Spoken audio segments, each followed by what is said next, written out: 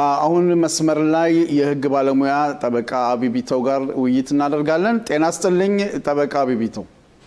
ጤና ይስጥልኝ ተስፋዬ፣ እንዲሁም አድማጮች ተመልካቾች ጤና ይስጥልኝ። እንግዲህ በዛሬው ውይይታችን ትንሽ ትኩረት የምናደርገው የቤት እድሳትንና መልሶ መገንባትን የቆዩ ቤቶችን በማፍረስ በመትካቸው አዳዲስ ህንጻዎች የሚሰሩበት ሁኔታን ህጉ ምን ይላል፣ ለህዝቡስ ምን አይነት አስተያየት ይሰጣል የሚለው ነው።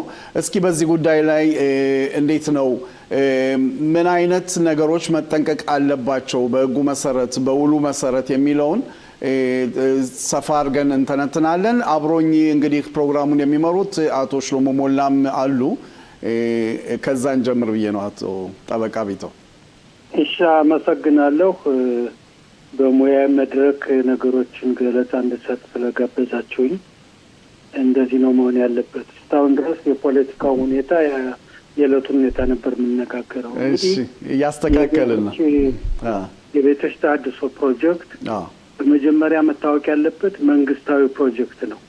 ከጠቅላይ ሚኒስትሩ ቢሮ ጀምሮ እስከ ከንቲባው መስሪያ ቤት 8 የተለያዩ መስሪያ ቤቶች ተቀምጠው ወስነው በዚህ ከተማ በዚህ ቀበሌ ፕሮጀክት ቢካሄድና ቤቶች ቢታደሱ ጥሩ ነው የሚል ውሳኔ ያሳልፋሉ። ምክንያቱም እስራኤል ከተመሰረተችበት ጊዜ ጀምሮ እስካለፉት ቅርብ ዓመታት ድረስ አብዛኛዎቹ ቤቶች ማማድ ወይም ሚቅላት የላቸውም። ስለዚህ እንደ ድሮ በታንክ በመትረየስ ቀርቶ ዛሬ በሚሳኤል የሚሆን ነገር ስለሆነ ይሄ የላቸውም እና ይሄ አደጋ ቢደርስ ጎረቤት የሚተኮሱ ነገሮች ለመከላከል ሲባል ፕሮጀክት ቢኑ የቤቶች ተሃድሶ በየቀበሌዎች በየከተማዎች እንዲካሄዱ ተወስኗል። ከ8ቱ የተለያዩ መስሪያ ቤቶች በተጨማሪ በእያንዳንዱ ከተማ አብዛኛው ቤት አሮጌ በሆነባቸው ልዩ መስሪያ ቤት ተቋቁሞ በዚያ ውስጥ ህዝቦችን ይረዳሉ፣ ያስተባብራሉ። እንግዲህ እያንዳንዱ አሮጌ ቤት አካባቢ ፕሮጀክቱ ሊካሄድ በሚታቀድበት ጊዜ እነዚህ በከተማዋ አማካኝነት የተቋቋሙ መስሪያ ቤቶች ህዝቦችን በመሰብሰብ ስለ ፕሮጀክቱ ገለጻ በማድረግ ህዝቡ ኮሚቴ እንዲመርጥ፣ ኮሚቴው ደግሞ የህግ ጠበቃ እንዲመርጥ፣ ከዚያ ደግሞ ኮሚቴውና የህግ ጠበቃዎች በአንድ ላይ ተባብረው የህንጻ ተቋራጭ የአዛም የሚባለው እንዲመርጥ ቅስቀሳ ይሆናል። ይሄ በረጅም ሂደት የሚሆን ነገር ነው። ከዚያ የድጋፍ ፊርማ ይሰባሰባል። እዚያ በኋላ የቤት ባለቤቶች የህግ ጠበቃዎችና የተቋራጩ ወይም የአዛሙ ነገሮችን ድርድር ያደርጋሉ። እያንዳንዱ ቤት ምን ያህል ሜትር ይጨምረዋል፣ ስንት ክፍል ይጨምረዋል፣ የፀሐይ መሞቂያ መስጠት የምንለው አንያ በታቦ የሚባለው የእቃ ግምጃ ቤት ማክሳን የሚባለው ሁሉ ተደራድረው ያጸድቁና ፊርማ ይሆናል። ያ ፊርማ ቢያንስ ከ167 እጅ ድጋፍ ካገኘ ፕሮጀክቱ እንዲጸድቅ ለከንቲባው መስሪያ ቤት ኮሚቴ ልዩ ኮሚቴ ያለ ባዳመ ኮሚቴ ይባል እዚያ ይገባና ነገሮችን ያሻሽላሉ። ከዚያ በኋላ ተወሰነ ጊዜ በኋላ ደግሞ ባዳመ ኮሚቴ ይባላል። ከዚያ ቀርቦ አጠቃላይ ፍቃድ ያገኛል። እዚያ ቀጥሎ ደግሞ እንግዲህ ቅድም የጠቀስኳቸው 8 የተለያዩ መስሪያ ቤቶች ይገናኙና ውሳኔ ያደርጋሉ። ስንት ፎቅ ይሰራ፣ የፎቁ ርዝመት ምን ያህል ይሁን። አንዱ ቀርቦ የመከላከያ ሚኒስቴር ለምሳሌ አይሮፕላኖች እንዲበሩ ረጅም ህንጻ መሰራት የለበትም ይላል። የኮታ ስቤባ ወይም ደግሞ የአካባቢ ንጽህና ወይም ደግሞ የሚከላከል ደግሞ ሰፋ ያለ መዝናኛ ይሰጥ በማለት ያን ይከራከራሉ። በዚያ ደረጃ ይፈቀዳል። ስለዚህ በዚህ ሂደት ላይ የቤት ባለ ንብረቶች ቢያንስ 3 ጊዜ ፊርማ ያደርጋሉ። አንደኛ የመጀመሪያው የድጋፍ ፊርማ፣ ሁለተኛው 67% ፕሮጀክቱን ህዝቡ ይደግፈዋል፣ ይሄን ትቀበላላችሁ፣ ይሄ ሁኔታ አለ የሚል ይሆናል። ከዚያ በኋላ ፕሮጀክቱ ተፈቅዶ ይሄን ያህል ፎቅ ነው የሚሰራ፣ ይሄን ያህል ኮማ ነው የሚሰራ ከተባለ በኋላ ያዛሙን ወይም ካፕላኑን የህንጻውን ተቋራጭ የሚመራ የሚያስተባብር ደግሞ ባንክ ይመረጣል። ከ5ቱ ትልልቅ ባንኮች ውስጥ ይመረጥና ከተመረጠ በኋላ የቤት ባለቤቶች ከባንኩ ቀርበው ፊርማ ያካሂዳሉ። ምክንያቱም እንደሚታወቀው የእስራኤል ሀገር ቤቶች ቤት ስንገዛ የቤቱን መብትና ፎቁን ነው የምንገዛ። መሬቱ ምን ጊዜም የሚናህል መከረከ እስራኤል ወይም ከረካ የሚባል የመሬት ይዞታ አስተዳደር የሀገሪቱ ክፍል ነው። ስለዚህ ባንክ በሚፈረምበት ጊዜ እያንዳንዱ የቤት ባለቤት ቀርቦ 3 ፊርማ ያደርጋል። አንደኛ ቤቱ ፈርሶ ጣብላኑ ብድር ወስዶ ባንክ እንዲሰራ እኔ የቤት ባለቤት ፈቅዳለሁ ማለት። ሁለተኛ ደግሞ ቤቱ ፈርሶ ተሰርቶ እስከሚቀርብ ድረስ ለእያንዳንዱ የቤት ባለቤት የቤቶች ሽያጭ በሚያደርገው ግምት ወደፊቱ በዚያ ቦታ የሚሰራው ቤት የሚያወጣውን ያህል በእነሱ ስም እንደ ቼክ ያለ አረቦት ባንክ አይት ምንለው ይያዛል። በሌላ በኩል ደግሞ ሶስተኛው የቤት ክራይ ሄደው ወጥተው ቤቱ ፈርሶ ተሰርቶ እስከሚመለሱ ድረስ የሚቆዩበት የቤት ክራይ በየ3 ወሩ ቃብላኑን እንዲከፍለው በባንክ በኩል ለቤት አከራዮች ይሄ ይሆናል። ስለዚህ ይህ ሂደት ስላለ ህዝቡ ትብብር ማድረግ አለበት። ይህ ፕሮጀክት በጥቂት ሰዎች ሊፈጸም አይደለም። ቅድም እንደጠቀስኩት መጀመሪያ ፈቃድ ለመስጠት 67 እጅ ያስፈልጋል። እዚያ በኋላ 100 እጅ ያስፈልጋል። አሁን በተለይ ባንክ ፊርማ በሚባልበት ጊዜ 100 ፊርማ መሆን አለበት። 100% ማለት ነው። ያን ያልፈረመ ችግር አለበት ማለት ነው።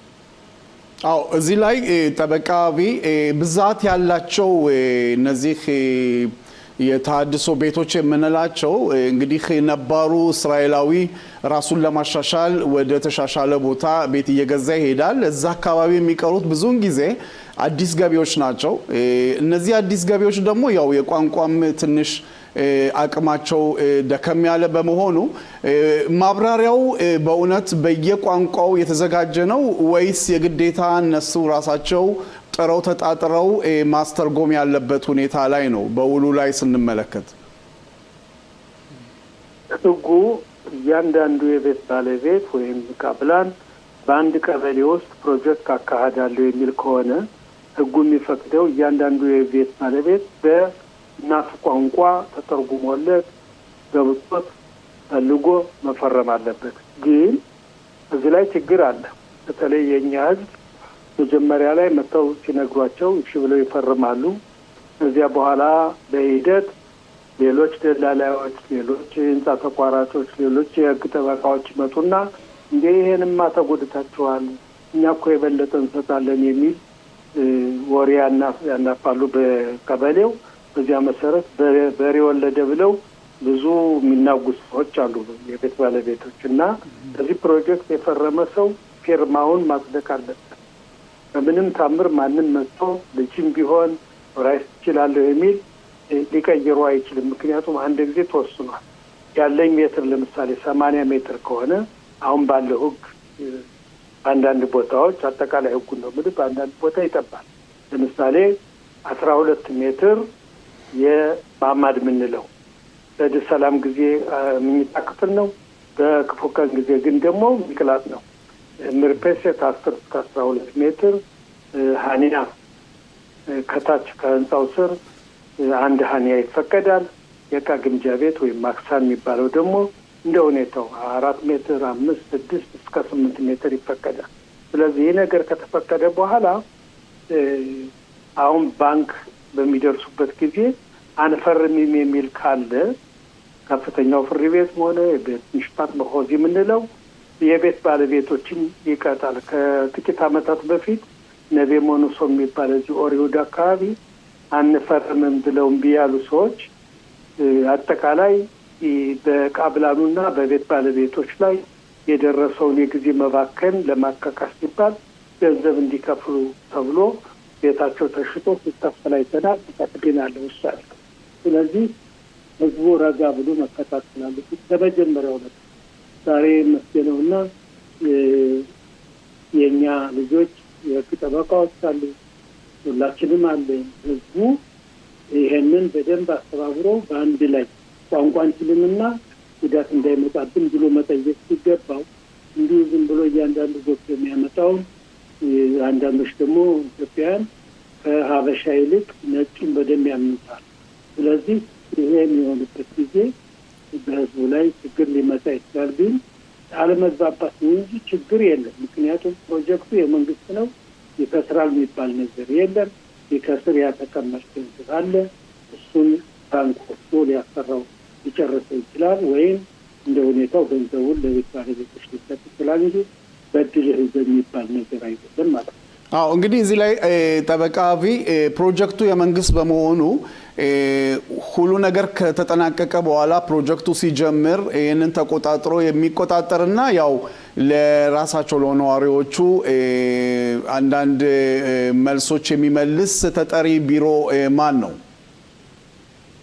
አንድ በየከተማው መስሪያ ቤት አሉ። መስሪያ ቤት ተቋቁሟል። ያ መስሪያ ቤት ለህዝቡ ገለጻ ያደርጋል ስለ ፕሮጀክቱ። ለቃብላኖች ደግሞ ለተቋራጮች እየተገናኙ ያስፈጽሟል። ስለዚህ ዋናው ችግሩ እንዴት መሰለ፣ ህዝቡ አንድ ሆኖ ኮሚቴ መምረጥ አለበት። ያ ኮሚቴ ነው እንግዲህ በህዝቡ አማካይነት ከንቲባው መስሪያ ቤት ገብቶ የሚጠይቅ ወይም የተቋቋሙ ያስተዳደር ክፍል ገብቶ የሚጠይቅ፣ የህንፃውን ተቋራጭ የሚጠይቅ፣ የህግ ጠበቃዎችን ገብቶ የሚጠይቅ፣ ሁሉም ሰው በአንድ ጊዜ አንጋግቶ መጠየቅ ወይም ደግሞ ማስተባበር ስለማይቻል ኮሚቴ መምረጡ በጣም በጣም አስፈላጊ ነው። የእኛ ብዙ እኔም ወደ 14 ዓመት በዚህ ጉዳይ ሰርቼበታለሁ። መጀመሪያ ደህና ይተባበራሉ፣ ይፈርማሉ። እዚያ መጨረሻ ላይ ጥቂት ጎደለ ቀጥሉ ሲባል እንደዚህ ባንክ ደረጃ ላይ ሲባል ፍርሃት ይመጣል። ለምን በሬ ወለደ ብሎ የሚያወሩ የግል ጥቅም ያላቸው ግለሰቦችና ተቋማት ስላሉ በዚህ ጉዳይ ነገሮች አለመግባባት የሚደርሱበትና ጊዜ የሚፈጅበት ሁኔታ አለ እና በዚህ ላይ መጠንቀቅ ያለ። አቶ ሽሎሞ ይቅርታ፣ በዚህ ጉዳይ ላይ ጥያቄ ካለዎት? አቶ ሽሎሞ አሎ፣ በዚህ ጉዳይ ላይ ጥያቄ ካለዎት? እኔ እንኳን አብይ ልጠይቀው የምፈልገው ብዙ ጊዜ አብይ በእውነት በተለይ ከኛ ከኢትዮጵያውያኖች ጋር ብዙ ጊዜ ነው የሚሰራው። ብዙ ምክሮችንም የሰጣም በበጎ አድራጎትም በሙያውም ተመርኩዞና በተለይ በእኛ ሰዎች ላይ የሚታዩ ለየት ያሉ ችግሮች ካሉ በዚህ አጋጣሚ አንተ መግለጽ የምትፈልጋቸውና እነሱ ብዙ ጊዜ ደግሞ ብዙ አሉባልተኝነት አለ በእኛ ማህበረሰብ ውስጥ፣ ብዙ ዲስኢንፎርሜሽን አለ፣ ብዙ የማይገባቸው ሰዎች አሉና ብዙ አሳሳታችም ብዙ ጊዜ ያሉባልታ ወሬዎች ሰዎችን እንዳይፈርሙ የፕሮጀክቱ አባል እንዳይሆኑ ብዙም ያስቸግሯሉና አሁን ምናልባት ስፔሲፊክ የሆነ ለኛ ለኢትዮጵያውያኖች የሚጠየቁ ጥያቄዎችና ማብራራት የምትፈልጋቸው ነገሮች ስላሉ ይህን በተመለከተ እንግዲህ አሁን እንኳን በመንግስት ደረጃ በከንቲባዎች መስሪያ ቤት ደረጃ ይሄን ጉዳይ የሚመለከት መስሪያ ቤት አለ። በአማርኛም በተለያዩ ቋንቋዎችም ገለጻ ይደረጋል። ችግሩ የት መሰለ፣ መጀመሪያ የአዛም ሲመርጡ ወይም የህግ ጠበቃ ሲመርጡ እነዚህ የከንቲባ መስሪያ ቤቶችና ጉዳዩን ያስተባብራሉ የሚባሉት በከንቲባ መስሪያ ቤት ተቋቋሙት ትልልቅ መስሪያ ቤቶች ነው የሚመርጡ። ትልልቅ መስሪያ ቤቶች ደግሞ ብዙውን ጊዜ ኢትዮጵያዊ ሰራተኛ ወይም ህግ ጠበቃ የላቸው። ስለዚህ ብዙውን ጊዜ የሚመረጡት የቤቶች ኮሚቴ ተብለው ነጮች ናቸው። እነሱ በሚገባቸው ቋንቋ ድርድር ያደርጋሉ፣ ይወስናሉ። በዚያ መሰረት ጉዳዮች ይፈጸማሉ። ኢትዮጵያውያኖች ዝም ብለው ነው የሚያዩ።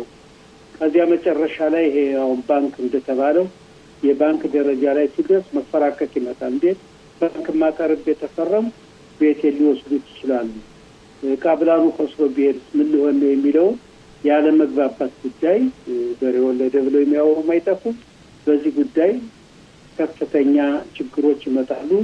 እኔ አሁን ጋዜጣዎችን አነባለሁ። እንደሰማሁት በናታንያ የተወሰኑ ቤተሰቦች 5% የሚሆኑ ነዋሪዎች ብዙዎች ኢትዮጵያውያን ናቸው። 80% ፈርሞ ሄዷል። 85% ለቋል። አሁን ልጅ ፍርድ ቤት አለፈው በዚህ ወር ቀርቦ ነገሩ ተበይኖባቸዋል። በ7 ቀን ውስጥ ፈልገው እንዲፈርሙ ለባንኩ ማለት ነው። እምቢ ካሉ የህንፃው ተቋራጭ ህግ ጠበቃ በእነሱ ስም እንዲፈርሙና እስከሚቀጥለው ወር 15 ቀን ቤታቸውን ለቀው ቤት ፈልገው ክራይ እንዲሄዱ የሚል ውሳኔ አድርሷል። ይሄ ማለት ነገሩ ያበቃ ነው። አሁን መፈራገጥ ለመውሰድ ነው እንጂ ለመፍትሄ ለማግኘት አይደለም። ስለዚህ በዚህ ጉዳይ ላይ ለእኛ ህብረተሰብ ገለጻ የሚሰጥ መስሪያ ቤት አለ። የፈለጉትን ሰው ደግሞ አምስታው ከአብላኑ እንዲያስተረጉምላቸው እንዲረዳቸው ማድረግ ይችላሉ።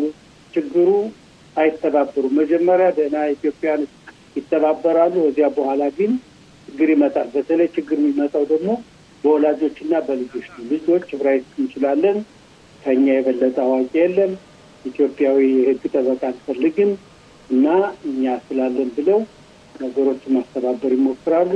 መጨረሻ ላይ እንዲህ ያለ ደረጃ ይደረሳል። ጠበቃ አቢ ቢተው በእውነት ለሰጡን ሰፊ ማብራሪያ በጣም ከልብ እናመሰግናለን። እንግዲህ በእውነት ይሄን ጉዳይ እንደገና በሰፊው ይሄ ፕሮጀክት በየሀገሩ እየተስፋፋ በመምጣቱ ድንገት ጠቃሚ ነው ካልን ያው ለወገኖቻችን ለመርዳት ከሰሞኑ በዚህ ጉዳይ ላይም እንወያያለን። ስለነበረን ቆይታ በጣም አመሰግናለሁ ጠበቃ። እኔም እንደዚህ አመሰግናለሁ። በወደፊቱም በሙያዬ ቃለ መጠየቅ ቢደረግልኝ ለሰባችን ተቀብለናል መተባበር ይመጣል። ተቀብለናል ጠበቃ። እሺ አመሰግናለሁ።